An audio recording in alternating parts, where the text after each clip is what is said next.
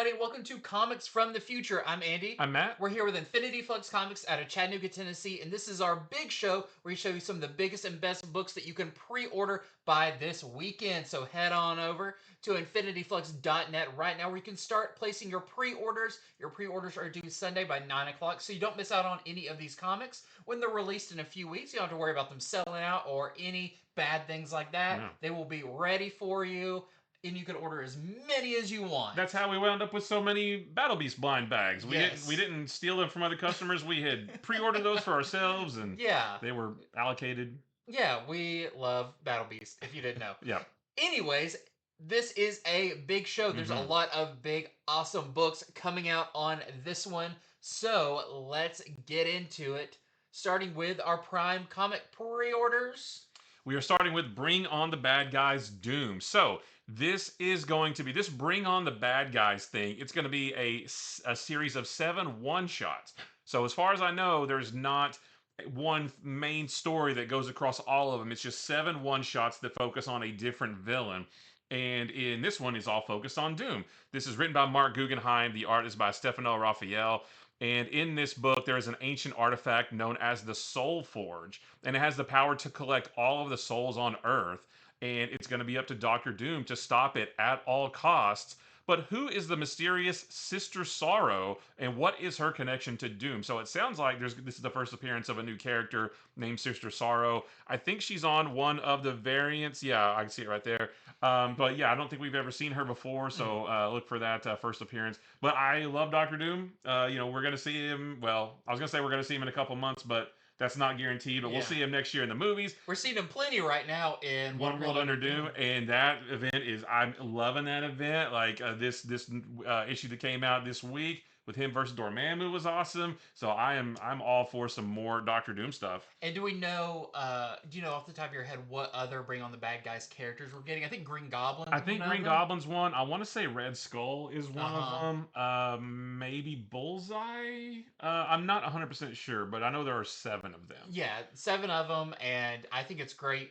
I think, even though it's not like a spinoff of One World Under Doom, I think it's kind of inspired by, like, hey, let's spotlight some of our villains, which I think is great because we've talked about it before. There's way too much of heroes fighting heroes. Marvel has fantastic villains, and we need to see more of them. Yeah, I've said it a lot where, I feel like Marvel sometimes forget that they have a slew of great villains because they always insist on making their heroes fight each other instead.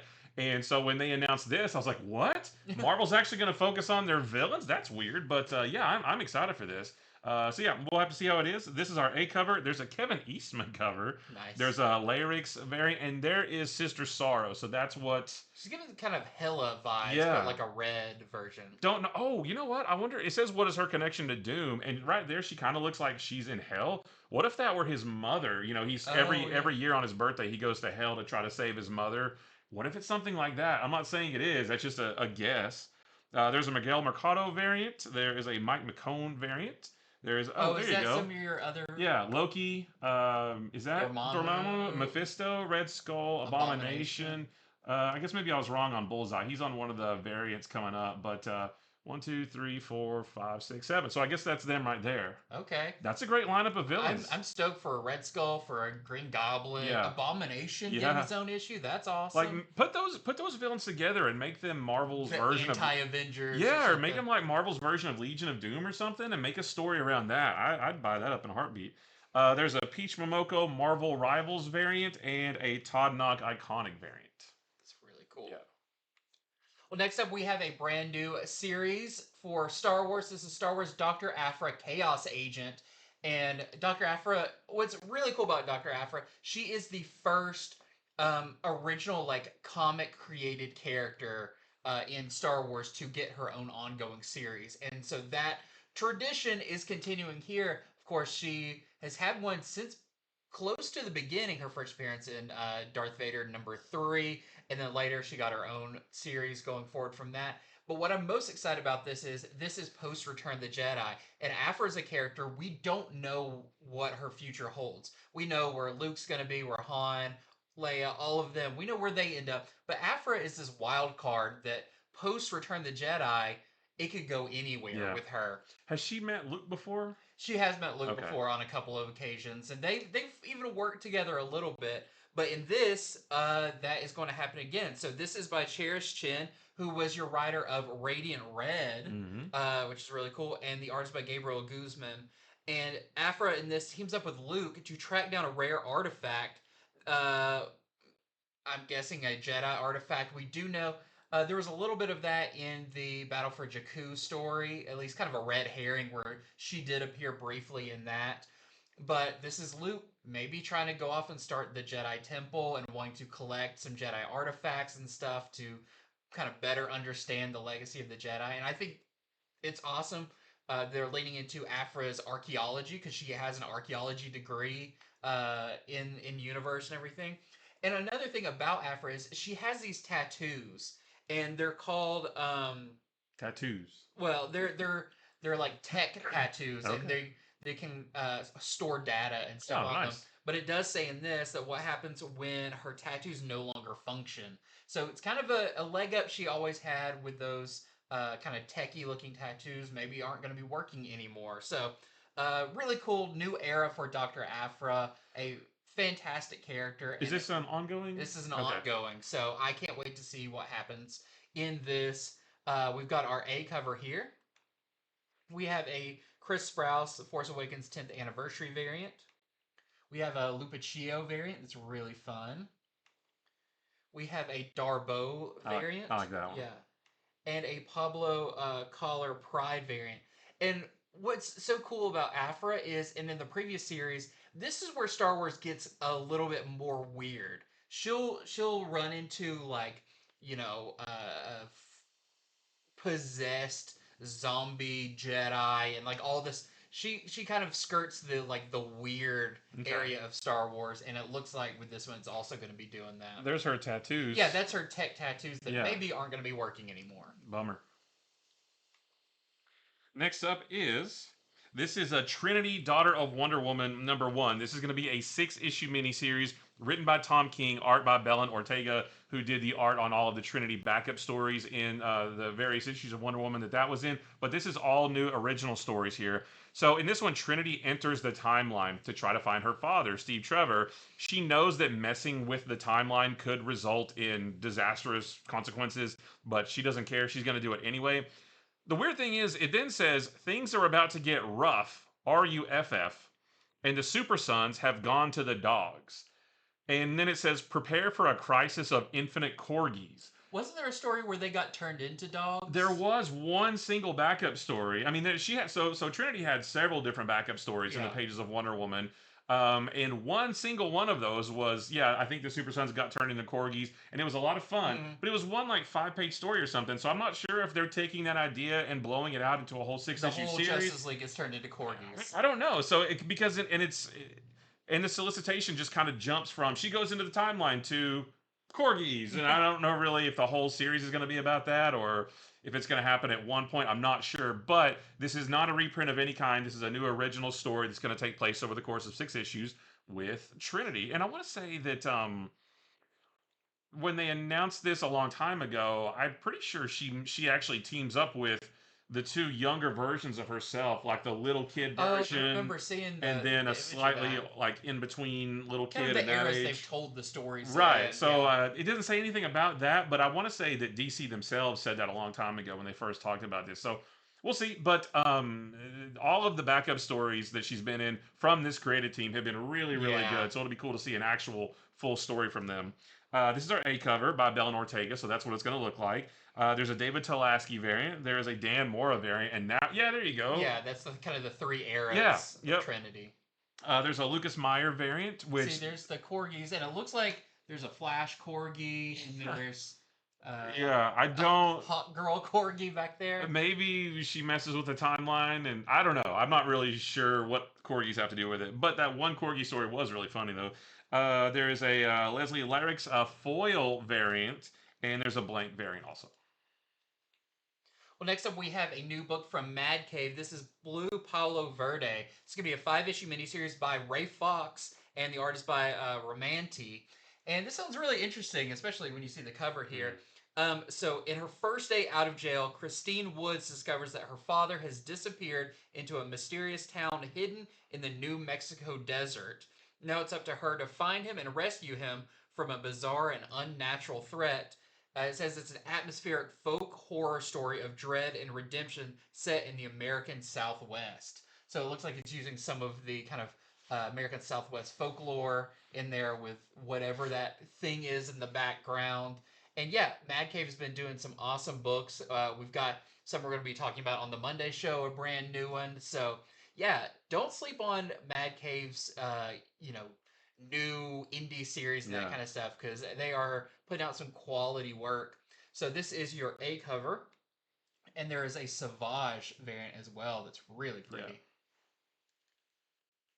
Next up is EC's Blood Type. This is going to be a 4-issue miniseries written by Karina Bechko, and the art is by Andrea Sorrentino, who's done a lot of great work in the past. Now, there was a free comic book day book of this, or that had at least one story. I don't know if that was maybe a reprint of the first book that she was in. I think it was of the story from Epitaph from the Abyss. Yeah. Yeah. Okay. So that's what I thought. So the free comic book day book reprinted the story from Epitaphs from the Abyss. That was the first story that she was in, and now she is going to be in her own 4-issue miniseries. That is the first ever standalone horror series from EC. You know, normally they do like anthologies and stuff, but this is going to be an actual series about this one character. So it's about this woman. Her name's Ada. She is an immortal vampire who has found herself at an idyllic Caribbean resort, and I'm assuming that happens after the free comic book day or the story she was in, because in that she's on a boat and she kills the passengers and finds another boat to save her from the water. So she probably winds up there. That resort, of course, there's lots of people there, so it's an ample food supply for a vampire such as her. But as she stalks the grounds, she becomes wrapped up in a game of cat and mouse with an older, wiser, and different kind of predator who reveals its own carnal hunger for greed and power. So, you know, she may not be the most powerful supernatural creature at this resort. So EC has some fantastic horror stuff. Their horror stuff from the 50s still holds up today. Yeah. As some of the like creepiest stuff you'll read. So we're getting a dedicated series based on dedicated to one character. I think this is going to be great.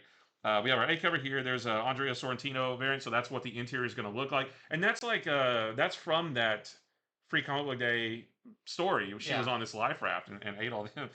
There's a Miguel Mercado foil variant. Oh, that's the same as the A cover, just like, yeah. And there's a blank variant. Sorrentino, I always think of. He was the kind of main. What was that book about Stillwater? Wasn't he the artist on that Jeff Lemire Stillwater book that was really cool?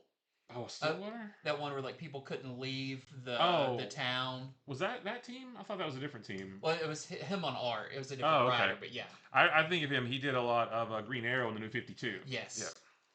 So next up we have Godzilla versus Thor. So this is kind of our next of the Godzilla versus from Marvel. I think the next one after this is the Godzilla versus Avengers. I think so. That kind of wraps up this part of the Godzilla stories.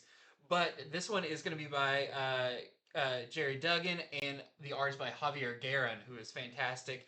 And this was so weird when we talked about it on the Wednesday show, but you would think the story would involve Loki or Frost Giants or something Thor related, but no, in this one, the Hand, the classic Daredevil Nemesis ninja group, the Hand, have bestowed Godzilla with the power of the Beast, which is kind of I know recently it was in the Punisher series where he got those powers and everything, which I'm not sure, but it seems like Godzilla is going to be getting those powers. That's not fair. Godzilla's already powerful enough, you know? It just feels like, does he need those in addition to what he can already do? No.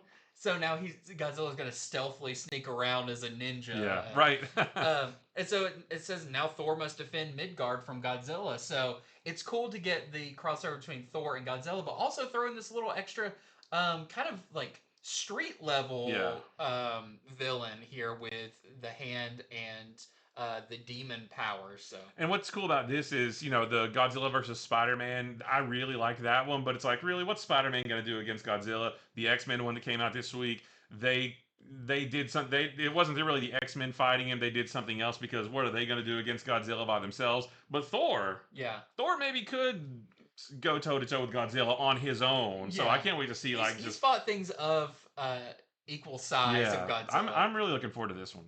So we've got a bunch of covers for this. This is our A cover. We have our EM Gist cover. We have a Gavin Guidry. This is the King of Monsters homage cover. Very cool. A Lee Garbett versus a Mark Bagley foil variant. I might have to get that one. That's great. Uh, Mitsuhiro variant. A Nick Bradshaw monster Oh, with homage Don variant. Blake with the cane. Yeah, that's cool. great. We have a Walt Simonson cover, and that is it. Oh, it is. Yeah. Let me make a note here. And this is They Choose Violence #1. This is going to be a 5-issue miniseries written by Sheldon Allen, and the art is by Mauricio Campatella. And this book is about three best friends who are professional career women. They become tired of the injustice plaguing their community, and they form a vigilante squad that targets white supremacists who have kind of skirted the justice system. And they dish out grisly justice in increasingly creative ways, and they become front page news. And it's very liberating for them, and they're doing everything that they want to do until a copycat killer emerges. And what's that going to mean for them? Is that going to disrupt their operation? Are they going to find themselves in hot water, maybe getting blamed for things that this other copycat killer is doing? I don't know. But yeah, so this one should be cool. This is our A cover, and there's a Kyle Baker cover. I like that very movie poster looking. Yeah. Next up, we have Action Comics, or Superman Action Comics, issue 1087. I love that they're still doing the corner box art in this. All the Super Family books are getting that, and it's all by Dan Mora. It needs to be company wide. Every Yes. DC book needs those. Well, we wanted to talk about this one, even though it's 1087, because this starts kind of as it says, an all new Adventures of Superboy. This is going to be by Mark Waid and Skylar Patridge. And this is kind of, as far as we know, Action Comics going forward for now. Right. I don't think it's like a 4-issue story. Like this is like what Action Comics is going to be for the foreseeable future. Yeah. And I'm here for it. It sounds great. So this is Superboy returns set back in Clark's early years on the Kent farm. But it's going to have ties to the present as he learns what it truly means to be a hero. And first off, he is going to the Metropolis Expo of tomorrow, where will Clark be able to blend in, or is Superboy about to make his public debut? And so I don't know if we've fully talked about this, but the kind of new structure of the Superman books going forward is Action Comics is going to, for the foreseeable future, be about Superboy and kind of set back in the early days, a la kind of Smallville-ish, or kind of like how World's Finest is set in the not too distant past, although this one's set even further back when Clark, Superboy, was still a teenager. Yeah, it's not like a separate universe or anything, because it does sound like it's going to have things that happen here you may see play out in the later ones. But that's where Action Comics is going to be focused. We have Superman Unlimited. That is going to be your main Superman title for the kind of Superman universe going forward. I think that one's also going to have maybe more of the super family in it, a little bit more. Yeah. And it's going to be dealing with kind of present Superman stories. And then the Superman title going forward is going to be Superman and the larger DC universe. Correct. It's kind of a bigger scope of that. So I like that they each are going to have their own lane that they can have fun in and do that kind of stuff. Yeah, and it's the way that Dan Slott and some folks at DC explained it to us on a retailer call is that because it's kind of weird because Superman Unlimited and also Joshua Williamson's Superman, they both take place in present day. But Superman, they said that Superman Unlimited is going to be your main Superman book. So if you want to know what Superman and a Superman family themselves are doing right now in the present, that's going to be your main book. But like you said, Superman, even though it also takes place in present day, that's going to bring in elements that affect the larger DC universe, whereas Unlimited is just the Superman family. But they also said that, this thing that's happening in Superman Unlimited with all the kryptonite, that's going to be mentioned in other books, Yeah. and we know of another book it's mentioned in too. So it's not like they're going to be completely walled off from each other. They all do still connect, but like you said, they each have their own lane, Yeah. their own stories that they're telling, and it like props to them for figuring out a way to make all of these work at the same Yeah, time. I know people might be confused, being like, "Oh, Action Comics before was about right now Superman in the Arctic and all that Yeah, kind of stuff." But going forward with this one, it's pretty distinct yeah, things, and I'm really excited now that to explore all of them because I yes, love the Superman yeah. books. So all that kind of information to say this is Action Comics. This is your A cover by Ryan Sook. We have a Talaski variant. And you'll see in this one too a lot more of the younger Superman, a lot of Crypto.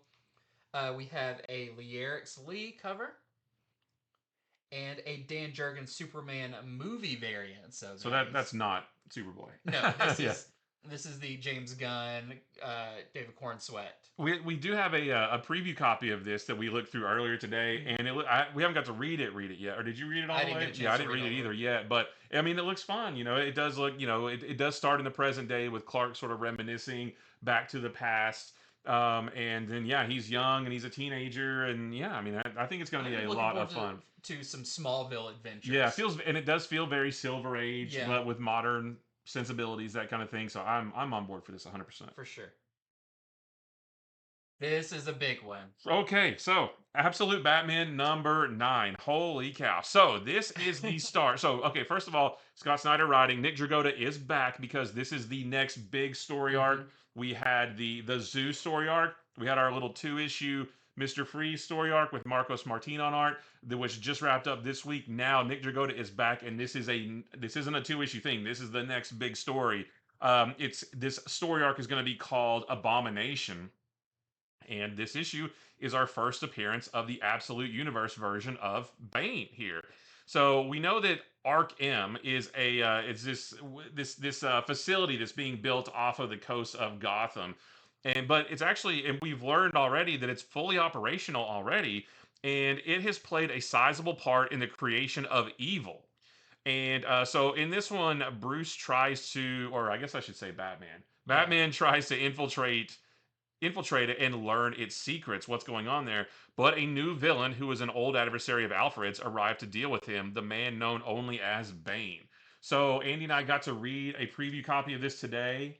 That solicitation doesn't touch on the magnitude of this issue. This thing is huge. So a couple things we can say is this is the first very brief, like very small cameo appearances of a handful of other Batman related characters as well in the Absolute Universe. Yes. Not much, but little bits. We get a couple little names. We get we get a reference to a couple of places that we know in the main universe. And guys, this version of Bane I think he would just like flick the mainline Bane. Like this version of, he's scary. Yeah. He's legitimately scary. We do get a confrontation between Bane and Batman. It's not one of those where, oh, I can't wait for them to meet 3 issues from now. Yeah. No, they meet up and there's a confrontation in this one already. And Bane does confront other people as well. That's right. That's right. Batman does, sneak into the Arkham facility, just like it says, and find something very surprising, Yeah. something that I didn't see coming, something that Batman didn't see coming in the story. It's just like, well, this definitely, I feel like with this issue, the Absolute Batman universe gets so much bigger. it really does. And like opens up so many questions and like, what is that? Yeah. And like people are going to be talking about this issue because it makes almost the first story seem quaint. Right. And we've talked before about, my favorite Absolute book is Absolute Superman. Yeah. And I think yours is too, Yeah, right? yeah. And we love that one because that one feels like the most grandiose, whereas the first story arc to Absolute Batman and even the second one felt very confined to Gotham. Oh, Yeah. it's Batman doing whatever the thing is that he wants to do, whereas Superman is like doing all this world building stuff. But yeah, this one is closer to what Superman's doing. Right. This one feels like it's building, it has more like larger consequences, setting up more things for a larger story. It's not just Batman versus Black Mask, for example. Yeah. This is actually establishing larger things that may persist through the Absolute Batman book for a long time. And definitely the first the Black Mass story was, now in hindsight after this issue, definitely a setup Yeah. story Oh, of right. getting you familiar with a lot of these characters. Now in this, you see what those characters you were introduced to, what roles they are going to be playing Yeah, that's in this Mhm. series. And yeah, it is so excited. And there's a page turn that that was the first thing I mentioned to you when you got here, of like, what was that? Yeah, Like, yeah. is this? And so it is awesome. Isn't And it? Is it a double page or like a it's full? a It's a double double page. page, Yeah, and it kind of just blows the doors open on Absolute Batman. yeah, But also, like you were saying, I feel like after this storyline, or definitely this issue, but after the storyline, the cast of Absolute Batman is probably going to get much bigger as hmm well. yeah. I mean, this is believe the hype. Scott Snyder's been chatting about this one for a while now. This is big. So if you've been buying Absolute Batman, if you've been enjoying it, please do not miss this one, because this is a big, major issue that is going to. It really just like gets the ball rolling on larger stories. Yeah. So. All right, so this is our A cover. There is a Gerardo Zaffino cover. There's a Terso Cons variant. That was cool. Yeah. When did you see Batman use his chest axe again? We haven't seen that in Yeah. a while. And a Brian Bolland cover with this version of Bane. Yeah, and just a final page thing where you think and then you go, oh, Yeah, oh, this is something yeah. else. It's just It's phenomenal. This is it's one for the yeah, ages. this is a special one Yeah. for sure. Well, next up we have a new miniseries, a 4-issue miniseries, Gehenna Naked Aggression. My iPad spelled aggression a very weird way. So this is by Aggressine. Yeah, Gracine. that's It's weird. like assassin and aggression Mm-hmm. mix. This is by Patrick Kindlin, and the art is by Maurizio Rosinwij. Rosinwij. And this is really cool. So this is for fans, they say, of books like Gun Honey and Elektra Assassin, the classic Mm. miniseries. And it is less mature than Gun Honey. Okay. It's definitely like, I don't, this doesn't even have like a mature tag at the end of the title like some of them do. But if you think of that kind of like femme fatale assassin, in this leather suit, uh, being chased by people with guns and stuff, it's kind of that feeling. But in this, and her name is Gehenna, there's a contract out on her, but she's managed to stay alive long enough that that contract has been resold several times as consolidated debt between criminal organizations. So, I mean, she's been at this for a long time. Now she intends to put a stop to the chain of custody on that contract with a bullet. Mm. But what you can see here, there's a kid there as well, and you'll have to read to find out a little bit more. But he's plays a pretty major role in, uh, you know, her protecting him and everything. Yeah, the art in this, it looks like this. It's really really cool. Very action packed. A lot of running and jumping and that kind of stuff. So yeah, I'm really excited to check this one out because it seems very unique. We have a couple of covers here. So this is your interior artist, Rosenzweig. We have a Rebcheron variant. That looks very anime and like a '90s anime. It looks like if you're familiar with Dragon Ball Launch, the girl who sneezes and her hair color Oh changes, and yeah, she like yeah. that gives me a lot of those vibes. Uh, there is a Yamamoto variant, which this is also Yeah. kind of very much feeling. I think it was maybe Gunsmith Cats I was thinking of. I don't Oh know. yeah, Yeah. and then there is a Maria Lovett, and this is the most mature part of this book. Would be this cover. Why? It's just got a big giant heart on it. Yeah, you can sign. It's like a Valentine's Day card. You could sign Yeah. with love on the cover. Next up, we have more Essential Comics because there is a lot of really good ones this week. This is Gwenpool number 2. Number 1 came out this week, and I said it before, I'll say it again. When Marvel first announced this months ago, hated the idea. Basically, after reading the first issue, I was like, okay, actually that was pretty good. I'd like to know more. So in this one, Gwenpool, there's not a lot of information in this solicitation about this. It says that Gwenpool, the actual Gwenpool, the pink and white Gwenpool there, faces her deadly doppelganger as New York burns. And if you read the first issue, you know what that means. Like there was a big attack, it looks like, on the city. We didn't see it, but yeah, something bad is happening in the city. And the other character who allegedly is the original Gwen Stacy, seems like maybe she's in the middle of it or maybe not. And it does say who is the mysterious architect and what are his plans for the Marvel universe. And we did at the very beginning of issue 1, we saw the black and purple character. She doesn't want to be called Gwenpool, but I Yeah. can't bring myself to call her Gwen Stacy. But whoever that character is, we she was like going through a training exercise, and there was somebody talking like on a radio in her ear or something. So there is another character. We didn't meet that character, but I'm assuming that's the architect. Yeah, and I was like, well, who is that? Who's talking to her? Are they the ones responsible for bringing her back? If that is in fact what happened, because we still don't know.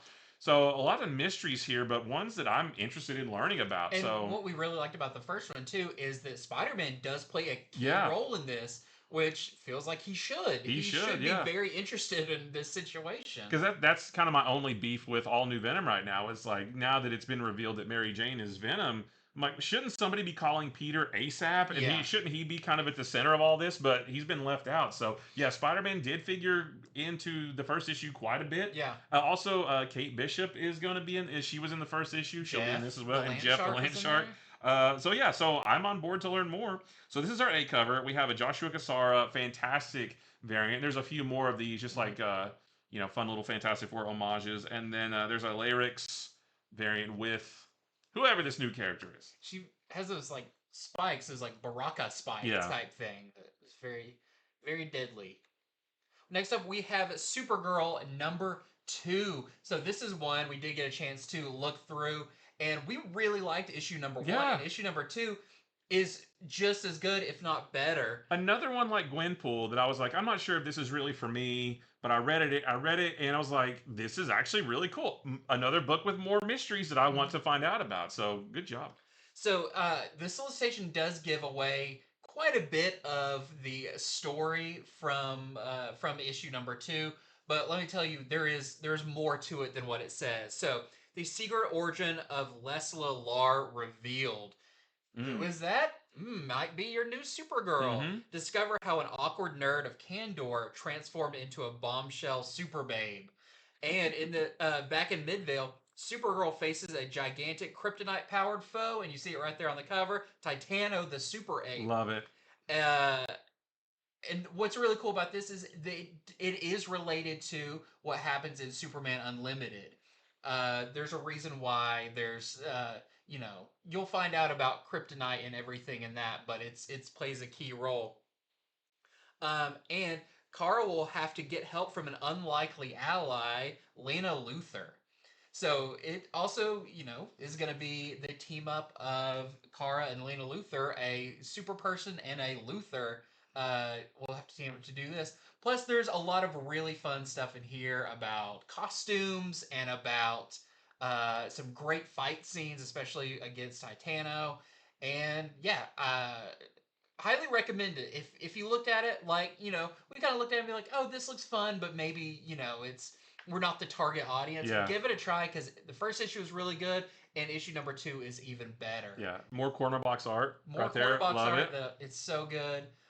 So this it feels very feels very Silver Age, Yeah. just like Action Comics. It's not set in the Silver Age, but it does feel that way with Supergirl using her Linda Danvers identity Yeah. again, and using the brush that changes her hair, and she's in mid.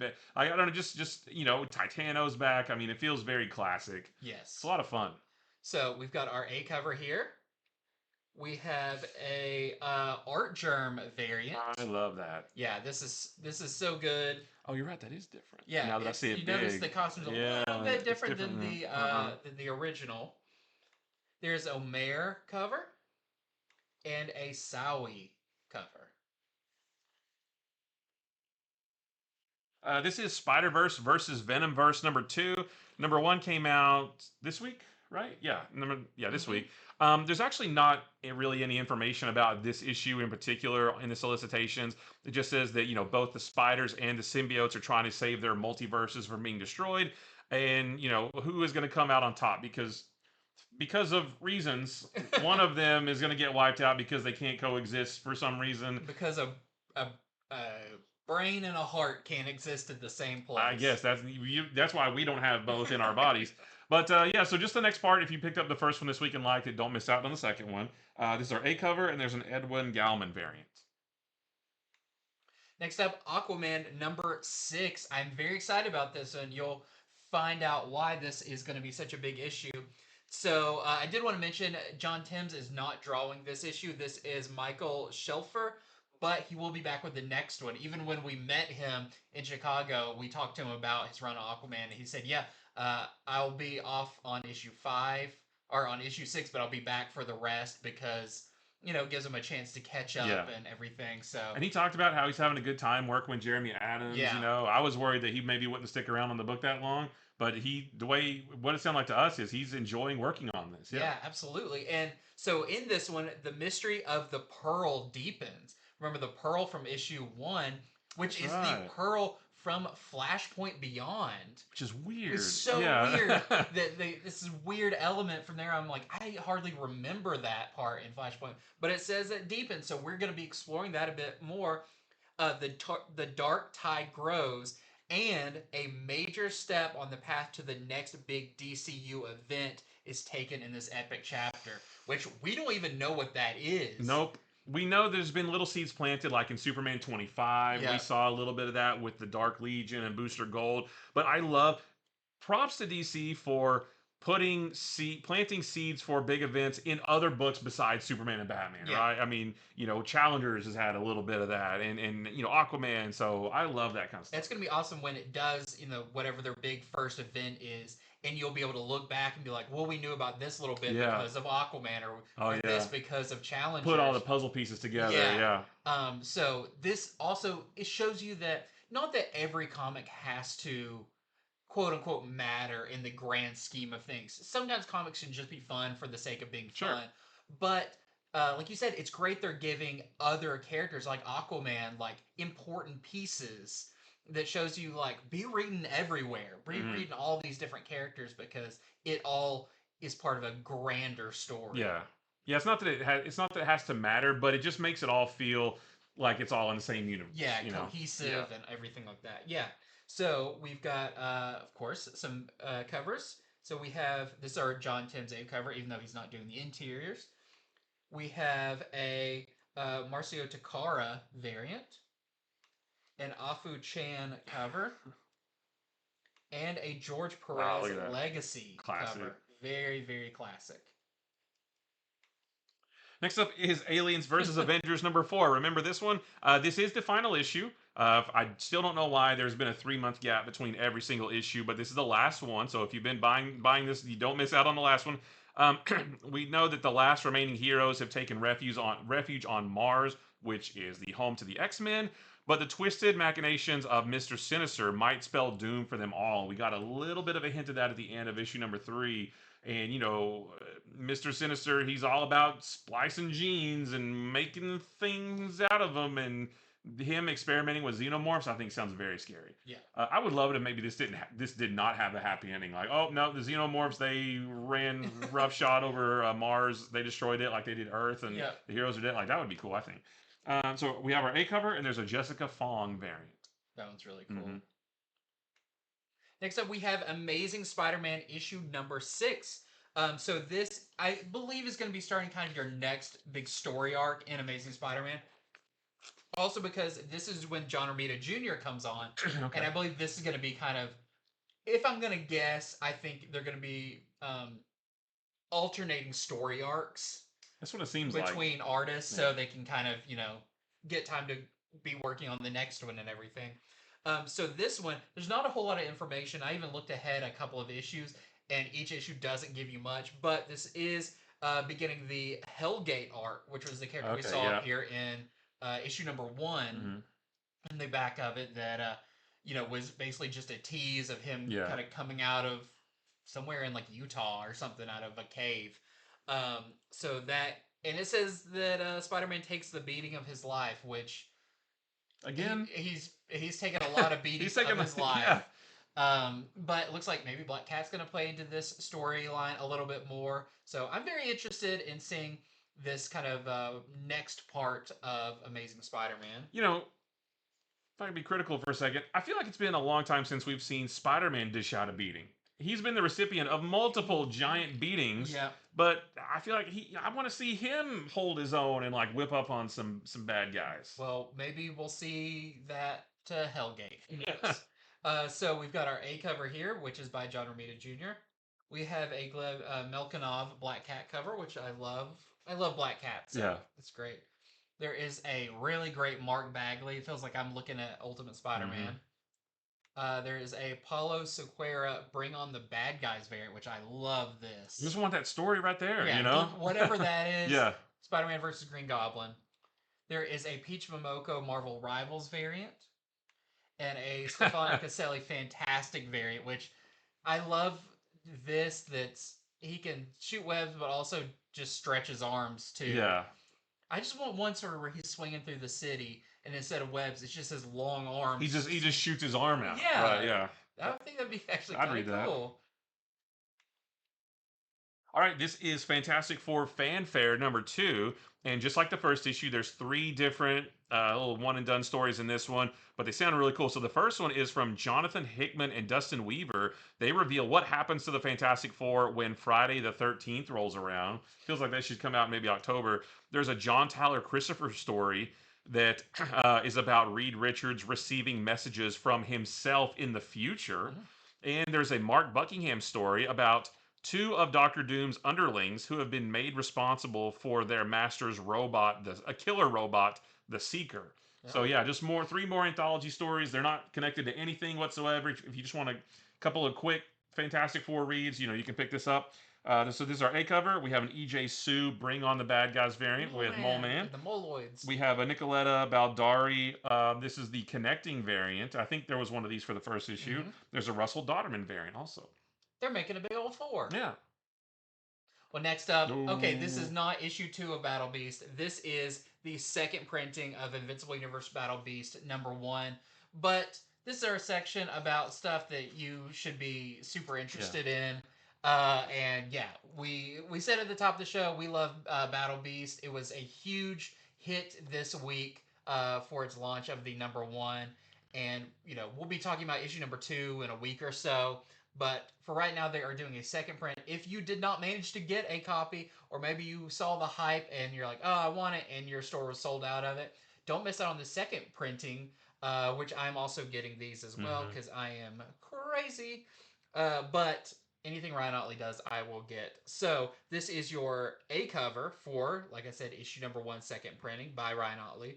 There's a Jason Howard cover, and we were maybe speculating that they might, Jason Howard's been doing those covers for Transformers and Void Rivals and G.I. Joe that have a different character, but very much like this with the white backgrounds.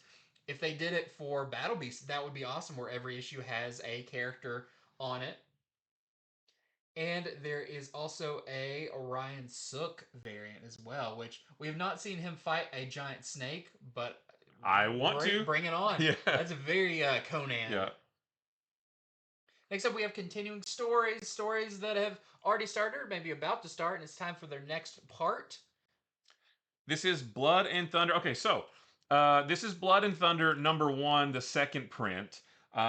This is the Arthur Adams cover, which is really cool. And then there is a cover by E.J. Sue, who is your interior artist on this series. So those 2 are the second print of number 1. We wanted to go ahead and put them together with Blood and Thunder number 2, which this is the new book. So in this one, the prisoner in Cell Block X that we saw a little bit of in the first issue, that prisoner has escaped and done so in a very bloody fashion. Can Blood and Thunder stop him from committing numerous atrocities? We'll have to wait and see. Plus, we also see how Blood and Thunder first met. Blood is Blood Bledsoe, the woman with the red hair. Thunder is her talking gun. Which weirdly makes sense, in speed dating. Probably, yeah, I think so too. So yeah, so if you missed out on the first one, it is very, very good. So you can grab the second print of the first one and also pre-order number 2 as well. And both of those come out on June 11th. So if you missed out on the first one, you could get number 1 and 2 on the same day in Yeah. early June and have both of them. So this is our A cover for number 2, and then there's a David Lopez variant. I like that monster. Yeah. Oh, that must be the prisoner, because Oh. we didn't see what it looked like, but we saw like tentacles coming out of the little slot in the Oh, door. yeah. So I bet that's what it is. Well, next up, we have Fire and Ice When Hell Freezes Over at number 3. And I just wanted to point this one out because I love Etrigan the Demon. Oh yeah. And he's going to play a big role in this. As Fire and Ice, of course, their powers have swapped. But also, it seems like everyone in Smallville has also swapped places. Oh really? And they're going to have to make a deal with the demon to chase the key to their salvation. Well, because they swapped bodies at the end of the first Yeah. issue, and I guess something went wrong in the second one where where everybody swapped. Everybody swapped. So yeah, it looks really fun. Great Terry Dodson cover. We also have a Scott Forbes variant as well. This is Lost Fantasy number 2, and in this one, a new hunter is dispatched to get to the bottom of the things going on in Montana. And Henry, who is our main character, he fights for his life. Why is it the ones we love that always hurt us the most? So I wonder who it is that hurt him. And it says this is giant size also, and I believe the first one was giant size. Yeah, because So it also has that Indigo Children. oh, that's backup right. Story That's in right. it, That must be what it is. But the first one was really cool. Fantasy, but set in like our present day world. And it weirdly works. So I can't wait for the next one. This is our A cover, and there's an Alex Diodo variant with his big old. That's Henry and his big sword. Yeah, and that's an homage to. Is that a Berserk homage? Oh, is it? I don't know. I think so. Yeah, with the manga. Hmm. Next up, we got a cover gallery of some really cool covers, starting with Green Lantern Corps number 5. This is the Lucas Meyer cover, and I just love anytime the gang's all together. That looks great. Yeah, it's a fantastic cover. This is Transformers number 21. This is the A cover by Daniel Warren Johnson, and I believe that's a new character, right? It's that new character. He appeared like issue or 2 ago. Yeah. He looks like he's got the power sword from Masters of the Universe. That's what that looks like. There is a Jorge Fornes and Mike Spicer variant, and there is a Jason Howard variant. Not the typical Jason Howard variant, but this is the Energon Universe 2nd anniversary variant. And so before they did the the connecting ones that Jason Howard did. Yeah. Went through. Well, now we're getting kind of our characters from the second year, which Right. is really cool to get like what Megatron currently looks like with his like eyes missing in the what's the bird? Oh, Laserbeak? Laserbeak. Yeah. I keep want to say Razorbeak. Yeah. Laserbeak is his eyes and stuff, so that's really, really cool. And I'm guessing we'll probably be getting one of these for G.I. Joe and maybe Void probably. Rivals as well. Next up, we have Iron Man. This is Iron Man issue number 9. This is the Carlos Gomez Bring on the Bad Guys variant with Wait. it got swapped. Oh, out one. for some Okay, reason. yeah. But yeah, with Madame Mask, who is not Venom. Correct. We Right. know that now. Yeah. Confirmed. Yep. This is Moon Knight Fist of the Khonshu number 9. This is the Joshua Cassara Bring on the Bad Guys variant with Taskmaster. There is not a Taskmaster book, Bring on the Bad Guys book, but I wish there were. Yep. And there's also the Palo Sequeira variant. I guess you can go ahead and mention that one. Yeah, and then we have the Power Man Timeless number 4, the Alex Ross Timeless variant. Power Man. This is the only one of the new ones where the character matches the book. Matches. Yeah, This character does appear in the book. right. As far as we know, he might not be. Who knows? Next up, we have Psylocke number 8. This is the Puppeteer Lee Psylocke variant, but I just thought this one was really cool. And this is West Coast Avengers number 8, the Godtail variant. What is that? What's going on Yeah, with he that? spilled his soda on his armor. Well, it's a kind of a merging of Ultron and Iron Man. So Oh yeah, that's a better explanation. Yeah. yeah, it looks like he walked into a bunch of cobwebs. Yeah. Or next up, I love this one. This is Wolverine number 10, the Carlo Pagulayan, Bring on the Bad Guys, and I would love to see Wolverine versus Bullseye. Yeah. I think that would be awesome. And then this is X-Men number 18, the Corin Howell Magic variant, but it looks like she's in her dark child persona. and there's a Jan Bazaldua Bring on the Bad Guys variant with Carnage. Like all these are like this should be a thing. This should Yeah, be a book. I want to read right. that. This should be the next lineup of like the weird team ups book. There should be like a weird battles book and just like That would be random, awesome. yeah, Yeah, like characters that have never really fought before or yeah. whatever. I kind of it's like what back in the '80s the Acts of Vengeance storyline Yeah. where like the heroes fought villains that they usually don't fight. Like I would love more of that. Next up, we got bookshelf collected editions and other things to go on your bookshelf, starting with Absolute Wonder Woman Volume 1. So we're getting all of our Volume 1s of the Absolute books. And for this one, they're doing it like DC's doing now. There is a paperback and a hardcover edition. So your hardcover is going to be $24.99 and your paperback is going to be $17.99. It collects Absolute Wonder Woman issue 1 through 7. This is Batman Year 3, the deluxe edition hardcover.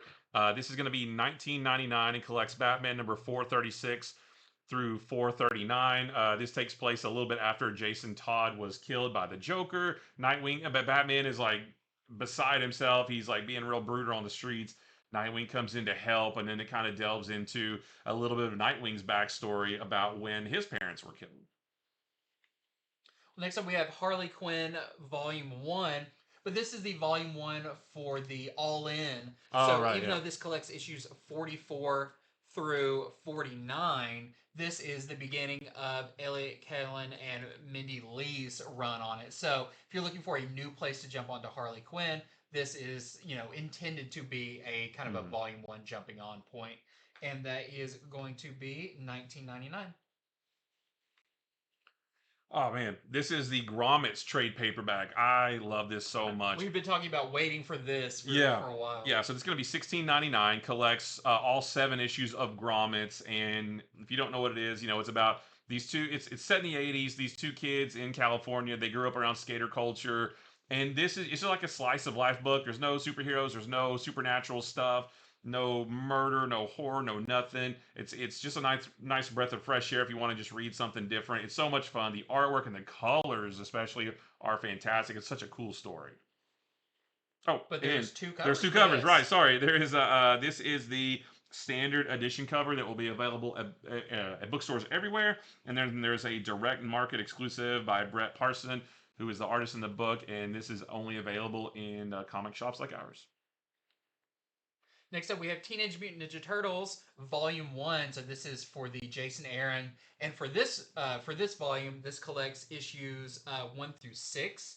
So you've got all of your kind of setup issues with the single turtle spotlight issues with all the different creator artists coming on board for that. So yeah, this is issues 1 through 6. And I want to point out, so this one is $19.99. It's 176 pages. Is that a paperback too, right? I believe this is paperback, but there is a library edition coming out at the same time. This is going to be $49.99. It's 200 pages, and it has extras, the series outline, process pages, bonus art, all of that kind of stuff. And I'm guessing it's probably a little bit. Usually they're like taller and bigger in size. Like an oversized hardcover. And this is going to be $49.99, but still also comes with issues 1 through 6. This is the She-Hulk by Rainbow Rowell Omnibus. Both of these series were great. So this is going to be $100 and collects the She-Hulk, the 15-issue She-Hulk series that started in 2022. And then when that series was over, a new sensational She-Hulk series started. That ran for 10 issues, and that is also in here. And pretty much the whole thing, all of it is written by Rainbow Rowell, and almost all of it is by the same artist. I don't remember their name. So it feels like one big story. Yeah. The second series continued off right where the first one left off. So it feels like one giant story. And not as much action as maybe, you've seen in other She-Hulk books. It's more of a kind of slice of life, day in the life of Jen Walters and She-Hulk both. But it's really fun, great art. Where the is it the Punch Club? Yeah, the Punch Club started. Where they just want to get out their aggression, and so She-Hulk and the Thing and Titania all get together and just fight because they're like, oh, we don't have to cause crimes and stuff to fight. We can just have it out here in the parking lot. And this is where we get a lot of her relationship with Jack of Hearts. Yeah, a fantastic both are a fantastic series. Oh, sorry. Golly, there's the first one was our direct market. I'm sorry, our standard edition cover. Yeah. This is the direct market cover that is only available at comic shops. Yeah, Such each as us. Momoko. Yeah. And yeah, only $100, so that's Mhm. good for like 2 whole series. Next up, we have new printings. Just a couple of these we wanted to point out, but we're going to start with Batman issue number 9. So they're doing a facsimile of Batman issue number 9, a very classic cover by Jack Burnley. And this also, I was just like researching this issue. It's not like a big first appearance or anything, but it is the first Christmas story in a Batman comic. Okay. So Fair enough. lovely. Yeah. But yeah, so they're going to be the regular edition of this and the blank sketch cover of this as well. This is the facsimile edition of Batman Madness: A Legends of the Dark Knight Halloween special. I actually this is going to be well, I don't have the. Well, it's $6.99. I actually didn't remember what this was about. It's about these runaway children. They've been going missing in Gotham Central Park. They're the latest unwilling guests at the Mad Hatter's psychotic tea party. And when a fight between James Gordon and his newly adopted daughter Barbara Gordon, unwittingly leads her to becoming the Mad Hatter's latest Alice, it'll be up to Batman to ensure Barbara's first Halloween in Gotham won't be her last. So yeah, I didn't remember this, but Jeff Loeb and Tim Sale. I don't know that I've read this before, but yeah, Legends of the Dark Knight was kind of like a anthologies kind of series, just like It's a little bit like the Brave and the Bold Kind series, of, where it's yeah. like they would have a couple of issues that were by one creative team, and then the next couple were by a Right. different one, and they told just different random Batman stories. Almost like Black Label before Black Label was a thing. They were just like, yeah, and it was like an ongoing. Yeah, it was an ongoing series, and they would just tell like it would be a 5 issue thing, just a story, and then it'd be another 5 issue thing, but it wasn't really like any continuation. And yeah, this was a special that came out back in the day. And this is the only cover, or is this? I think there's also going to be the yeah. foil and Okay. all the the works. Gotta show this one off. This is the DCX Sonic the Hedgehog #1 third printing. I heard printing for this. This Yeah. one we're getting Shadow as a Batman. So I know people are gonna want that. I think the second printing was the Sonic as Flash. So Yeah. I guess they keep going and they're gonna do Tails as Cyborg Mhm. and all of the other Knuckles as Superman. Yeah, Knuckles Yeah. as Superman. Well, this is Fantastic Four number 49, the facsimile edition. And I just cannot remember what's special about this book. You probably don't need, it probably has nothing to do with anything else that's going on later this year. And yeah. They're just getting through all of the Yeah, they're Fantastic just Four. trying to, they're just doing one at a time. And this is the next one. But this comes out 6/18. June 18. And Fantastic Four comes out in July. July 25th. So it's like 5 or 6 weeks later. But this is the third part of the Galactus story. Was a second part. This is the second part. Yeah. Third. Okay. Because 50, I think I always get it mixed up because the first appearance of Black Panther is right around this too. Yeah. But it's not the same story. I always get these confused. But yeah, first appearance of Galactus and Silver Surfer. But you essentially, I believe they're going to have all these 3 issues, the facsimiles out of the quote unquote the Galactus trilogy or the Silver Surfer trilogy or whatever you want to call it, before the movie comes out. Yeah. And I just recommend everybody, whether you get the facsimiles or you find a collected edition or something, read those because that is some of the best like Silver Age it's great. stories you'll find. There was a trade that just came out maybe like 3 weeks ago that was all about it reprinted these 3 issues. And then it also reprinted a couple issues from John Byrne's run where the Fantastic Four and the Avengers and everybody fought Galactus. And that was a really cool story, too. I think there was another 1 or 2 issues in there as well. Mm-hmm. But it was just like reprinted some very, very classic stories featuring Galactus. And that would be a good trade to get if you don't want to get the single issues. Yeah. And I think this one also has the foil edition as well. Oh, that would be slick. And that is it for Comics from the Future. So, thank you so much for watching. We had a lot of great books on this week's roster of books. So don't miss out on them. Head over to infinityflux.net right now where you can place your pre-orders for these so you don't have to worry about them when they come out, that we're going to sell out of them or anything. Yours will already be accounted for and will be waiting on you whether you shop local or we mail them to you. Either way, you are all set. So let us know in the comments which of these books you're most looking forward to because there are some really incredible ones in this, some heavy hitter ones. Let me tell you, after reading Absolute Batman #9, you don't want to miss out on that issue. For sure. It is big. There is a lot of uh, every second page has a surprise on it, pretty much. That one will definitely go back at least for a second printing, I think. Yeah. So a lot of really good stuff that you don't want to miss.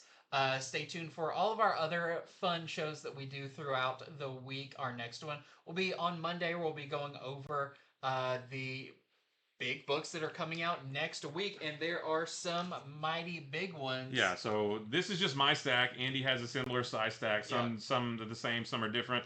There are some huge books coming out next week that I cannot wait to talk about. We see Superman Unlimited, The Thing. We got Ultimates #12, which looks like it's going to be huge. Spider-Man and Wolverine. Yep. Holy cow. Big stuff next week. Big week, so you don't want to miss out on that. And on Sunday is Jason and Megan's show, where they spotlight some recent additions to our website that you'll want to check out if you like some key comics and classic comics and all that kind of stuff.